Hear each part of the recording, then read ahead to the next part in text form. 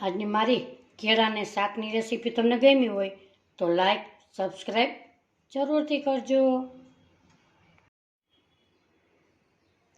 હાલો, જય શ્રી કૃષ્ણ. મારા કિચનમાં બધાનું હાર્દિક સ્વાગત છે.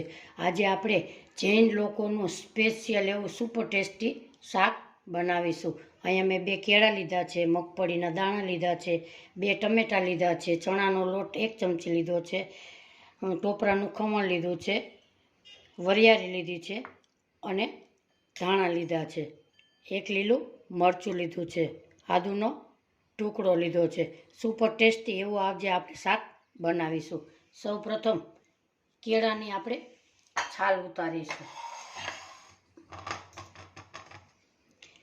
આ શાક ખૂબ જ સરસ ટેસ્ટી લાગે છે. આવી રીતે આપણે કેળાની છાલ ઉતારી લેશું.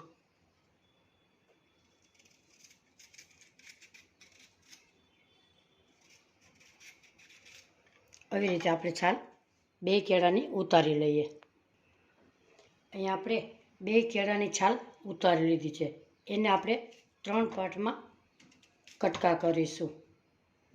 આજની મારી રેસીપી તમને ગમે તો લાઈક શેર અને સબસ્ક્રાઈબ જરૂરથી કરી દેજો. આના આપણે 3 ટુકડા આવી રીતે કરી લઈએ.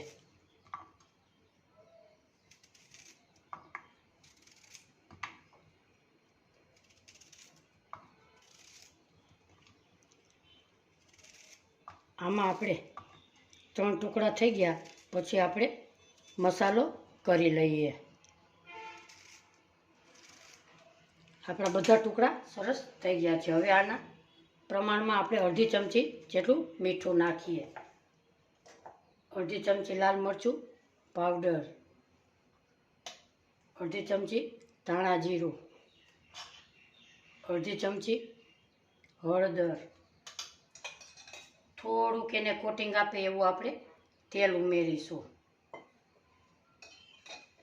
1.5 ચમચી જેટલો ચણાનો લોટ. એને આપણે આવી રીતે કોટિંગ કરી લઈએ.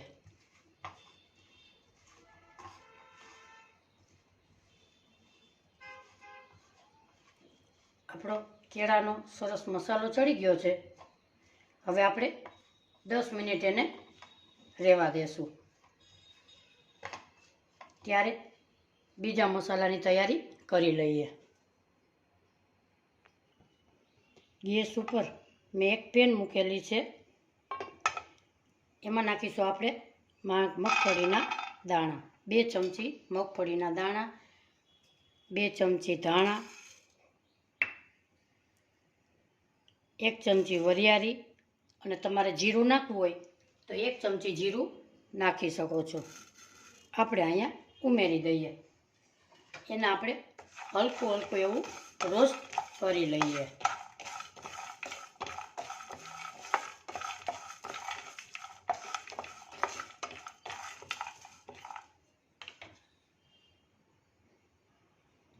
આપણે અહીંયા બધું સરસ એકદમ રોસ્ટ થઈ ગયું છે.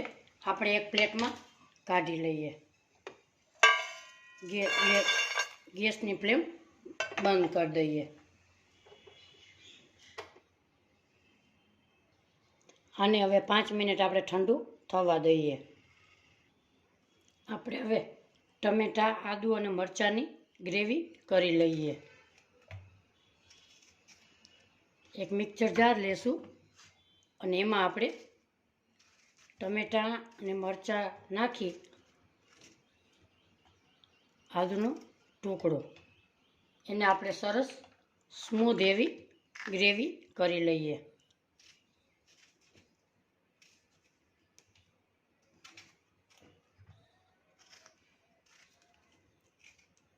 આમાં તમારે કાજુ નાખવા હોય તો તમે નાખી શકો છો.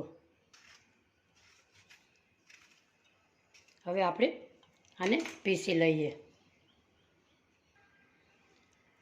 આપણી ગ્રેવી સરસ એકદમ સરસ સ્મૂથ થઈ ગઈ છે. હવે આપણે મસાલા જે રોસ્ટ કરેલા હતા એને પણ આપણે પીસી લઈએ. એમાં આપણે ટોપરાનું ખમણ લીધું હતું એ પણ ઉમેરી દઈએ. એનું પણ આપણે મિક્સર જારમાં પીસી લઈએ. આપણે મસાલો પણ એકદમ સરસ પીસાઈ ગયો છે. હવે આપણે આગળની પ્રોસેસ કરી લઈએ. ગેસ ઉપર એક પેન મૂકીશું. એમાં આપણે 2 ચમચી તેલ નાખીશું.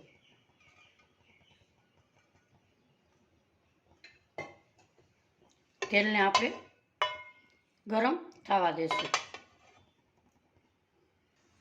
આપણું તેલ ગરમ થઈ જાય એટલે આપણે આ કેળાને મસાલો ચડાવ્યો છે એને આપણે આમાં ઉમેરતા જઈશું અને એને આપણે રોસ્ટ કરી લઈએ.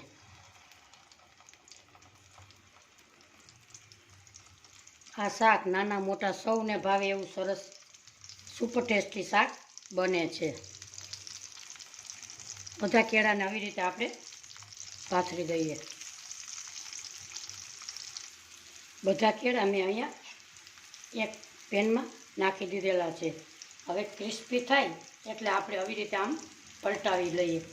બધા કેળાને આપણે આવી રીતે પલટાવી લઈએ. બધા કેળાને આપણે અહીંયા પલટાવી લીધા છે.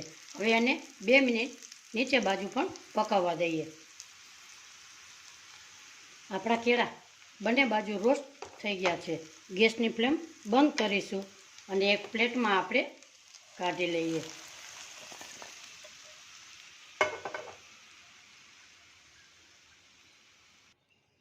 એ જ પેનમાં આપણે 2 ચમચી જેટલું તેલ ઉમેરી દઈએ. 1 ચમચી જીરું નાખીશું. જીરું સોતળાઈ જાય એટલે આપણે ટમેટાની ગ્રેવી કરી હતી એ આપણે ઉમેરી દઈએ.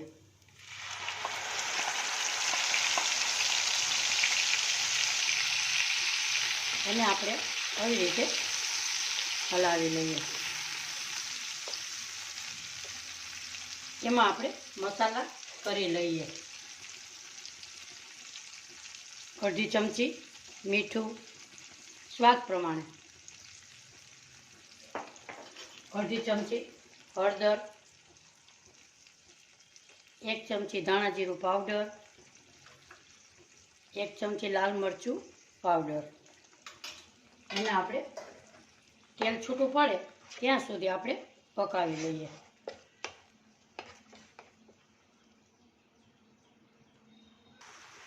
આપણું સરસ એકદમ તેલ છૂટું પડી ગયું અને આપણી ગ્રેવી પણ સરસ સોતળાઈ ગઈ છે. હવે આપણે નાખીશું એમાં આ જે પેસ્ટ બનાવી હતી મગફળીના દાણાવાળી, એને આપણે આમાં ઉમેરી દઈએ. એને તો આપણે રોસ્ટ કર્યા હતા એટલે પકાવવાની ખાસ જરૂર પડતી નથી. આમાં નાખીશું આપણે થોડું પાણી. 2 મિનિટ છૂટું પડવા દઈએ તેલને.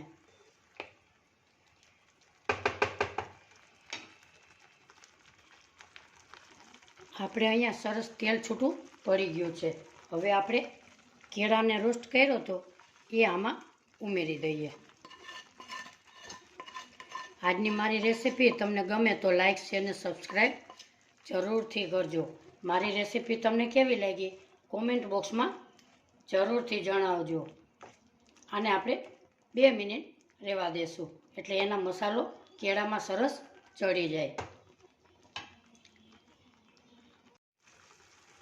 આપણું સરસ તેલ છૂટું પડી ગયું. જો તમે ધાણા ભાજી નાખતા હોય તો નાખી શકાય, નકર તમે એને સ્કીપ કરી શકો છો. હવે આપણે સર્વ કરી લઈએ.